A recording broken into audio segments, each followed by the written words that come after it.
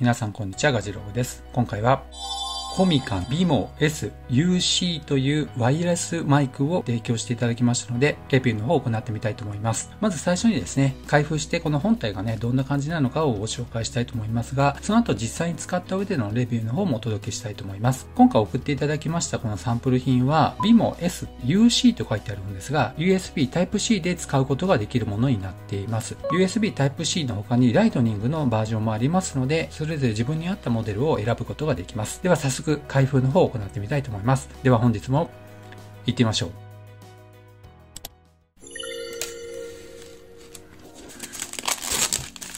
よいしょ。開けてみたいと思います。オープン。まず本体が出てきました。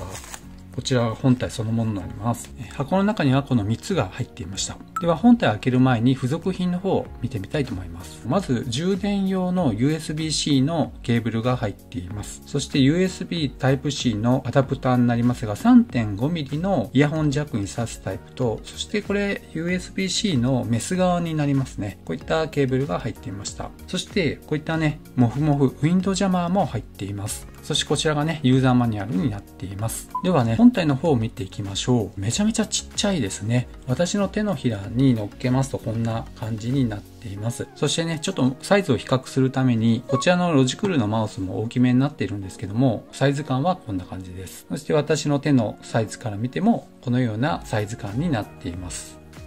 そしてこちらが裏側になっています。日本のね、技的マークもちっちゃいですけど、ついていますね。そしてね、本体のまず右側を見ていただきますと、バッテリーレベルのインジケーターボタンがついています。そして裏側を見ますと、実はここがですね、外れるようになっていまして、こちらがスマートフォンとかね、USB Type-C のポートにレシーバーとして差し込むものがこのようにね、合体していました。そして続けてみますと、こちらにボリューム調整するものがこのようにね、ついています。このね、オレンジ色の部分になりますけど、これトランスミッターのボリュームのコントロールのノブになっています。そしてね、ここの1と2とありますけども、それぞれのトランスミッターのですね、マイク側の方のペアリングのインジケーターになっています。また、ちっちゃい点がありますね。これはモードインジケーターになっていまして、青く光った時にはモノラル、そして光っていない時にはステレオモードになっているようですね。そして最後にね、M と S と書いてありますけども、こちらはモノラルの切り替え、もしくはステレオの切り替えのボタンになっています。こういったね、ボタンになっています。すごいですね。こんなちっちゃい中にいろんな機能が詰まっています。そして取り外した側はね、こういった感じになっていますね。USB-C のポートがね、めちゃめちゃついてるなという感じがします。で、磁石でこのように吸着します。簡単に吸着しますね。では、マイク側の方を見てみたいと思います。やっぱりね、磁石で吸着していますので、ぴったりとこのように戻ってくれますね。こちらが取り外しましたマイクのレシーバーになっています。このようにクリップの機構になっていますので、服とかにね、取り付けやすいようにもなっていますね。ちなみに本体のこちらの上側になりますけど、こちらがマイクになっています。そしてこちらのサイドにありますボタンは、ミュートのボタン、もしくはペアリングする時のスイッチのボタンになっています。さらに、今ね、ランプがついていますけども、これね、ちゃんと今動いてますよっていうステータスのインジケーターになっています。今、青でね、点滅していますけどもね、ペアリングできますよっていう状態になっていますね。この反対側見ますとね、充電の端子がついています。では、重さをね、一回測ってみたいと思います。総重量が 80.3g ということで、結構軽いんじゃないかなと思います。カバンやバッグでね、入れて持ち歩く分には結構軽いんじゃないかなと思います。ちなみにマイクそのものも測ってみたいと思います。8.9、約 9g になってますね。スペック値ではね、10g ぐらいになっているんですが、だいたいね、こんな感じになっていますので、めちゃめちゃ軽量ですね。そしてこちらね、レシーバー側、スマホ側に挿すものになりますが、10.9g になっています。そして、こういったね、全部取り払ったものであれば、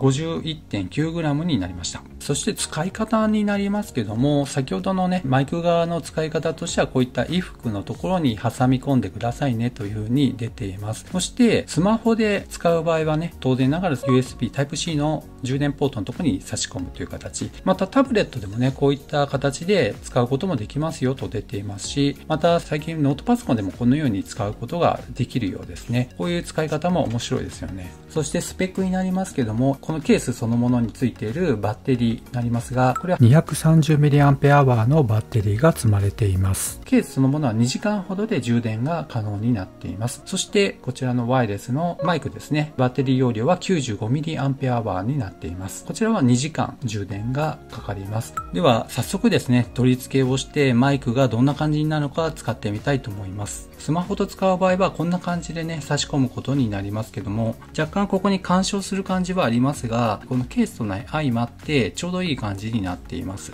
接続しますとね、こんな感じになるわけですね。こちらが受信機になっています。これ Android 用のアプリになりますけども、外部マイクを収録したい場合はオープンカメラというアプリを使うと収録することができますので、今回ね、こちらを使ってみたいと思います。ではこれからしばらく使った上で、また後半にレビューの方をお届けしたいと思います。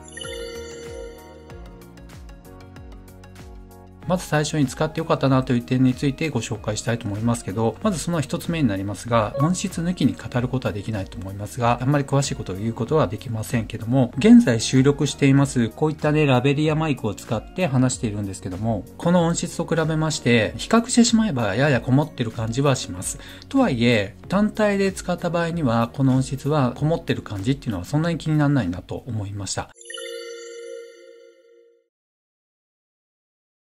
ただいま、ラベリアマイクを使ってマイクのテストをしています。ただいま、ラベリアマイクを使ってマイクのテストをしています。音量、並びに音質はいかがでしょうか。ただいま、ラベリアマイクを使ってマイクのテストをしています。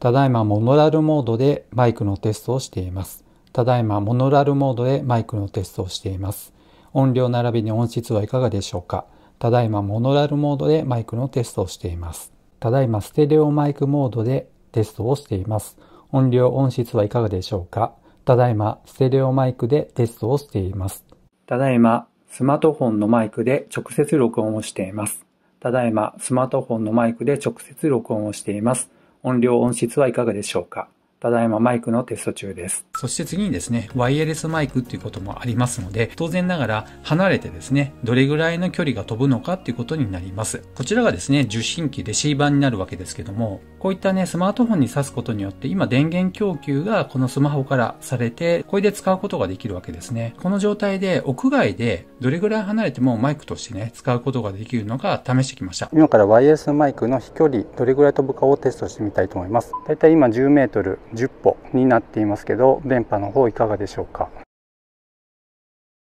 20歩でだいたい20メートルほどになっています。電波の方いかがでしょうか。しっかりマイク捉えているでしょうか。今だいたい30歩で30メートルほどになりますけども、電波の方いかがでしょうか。これで40メートルぐらいでしょうか。マイクの音はしっかり収録されてますでしょうか。はい、これで50本になりますけど、マイクの方はしっかり収録されてますでしょうか。全く障害物のない状況であれば、このように受信感度っていうのはいいのかなという感じになっていますので、屋外でちょっと遠くから撮ってもらいたいなって言った時にね、これぐらい届くよってことをちょっと覚えておくといいのかなと思います。そして次にね、良かったなという点は、やっぱりね、こういったマイクが一式この本体に収まってしまうというところで、非常にコンパクトに持ち運びが可能になっているといった点です。今ね、ちょっと収納の方やってみたいと思いますけど、こちらのまずマイク、これ磁石でしっかりね、このように吸着して収まりがいいなと思います。はい、2本目。そして最後にですね、こちらの受信機もこのように磁石で吸着してくれますので、最初にもお見せしましたけどね、このようにね、非常に収まりのいい状態になってるっていうのは、やっぱり持ち運びがすごくしやすいなと思います。ここにね、バッテリーの残量が、こちらのマイクね、2つどのくらい残量があるのかっていうのがわかるようになっています。ちょっと今カメラ越しですと、ここの部分がね、チカチカしてしまっていますので、残量がどれぐらいなのかわかりませんけど、照明を落としてみたいと思います。はい。このようにね、32% 残ってますよっていうのが出ていますね。LED 照明の元だとね、こういう風にね、チカチカしてしまうので申し訳ございませんけども、ちゃんとね、32% 残っていることがわかります。しかもね、本体にバッテリーが収納されていますので、屋外で撮影しなければいけないとき、今ね、収録しているラベリアマイクでワイヤレスでやるっていうと結構ね、取り回しが悪いので、こういったワイヤレスマイクっていうのは便利だなと思います。ただね、ちょっと注意事項になりますけど、USB Type-C の充電口がついています。しかしながら、この反対側にもね、このように別の機能を持った USB Type-C のポートが付いていますので、充電をね、する際にこっち側に挿してしまうっていうこともあるのかなと思いました。ですので、よくね、確認しないと充電の差し口間違えてしまう可能性ありますので、そのあたりはちょっと注意かなと思いました。では、使っていて、ここはちょっと注意した方がいいなといった点もありましたので、この後ね、ご紹介したいと思います。